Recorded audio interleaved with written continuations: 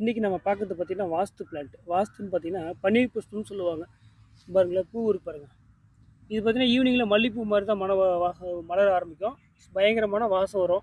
இந்த செடியிலே பார்த்திங்கன்னா சின்னதாக ஒரு காய் மாதிரியும் வரும். அந்த காய் வந்து நைட் ஃபுல்லாக தண்ணியில் ஊற வச்சு மறுநாள் காலையில் இந்த தண்ணியை குடிச்சோம்னா சுகர் பேஷண்ட்டுக்கு ரொம்ப நல்லதுன்னு சொல்லியிருக்காங்க.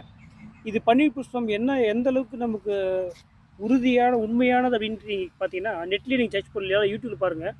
திருச்செந்தூர் முருகர் கோயிலில் இந்த இலையில தாங்க வந்து திருநீர் மடித்து கொடுப்பாங்க. அவ்வளோ மூலிகையானதும் கூட இது. அது மட்டும் இல்லாமல் இதுக்கு இன்னொரு பேர் என்ன சொல்லுவோம்னா விபத்தை தடுக்கும் செடி. இதை நம்ம வீட்டுக்கு முன்னாடி வெளியில் வச்சுட்டு வெளியில் போகும்போது இதை பார்த்துட்டு போனோம்னா எந்த ஒரு தீய சக்தியுமே நமக்கு வராது. நம்ம என்ன நினச்சி போகிறோமோ அது வெற்றியே கிடைக்கும் அப்படின்றது அந்த காலத்துலேருந்தே ஐதீகமாக இருக்குது. அது மட்டும் இல்லாமல் வீட்டை காக்கும் தேவதை அப்படின்னும் இந்த செடிக்கு இன்னொரு பேர் உண்டு. ஸோ பாருங்கள், நம்மக்கிட்ட நிறைய பிளான்ட் இருக்குது. வேணுன்றவங்க ஆன்லைனில் புக் பண்ணுங்கள். நாங்கள் மேட்டூர் ட்ராவல்ஸில் அனுப்பி விட்ருவோம்.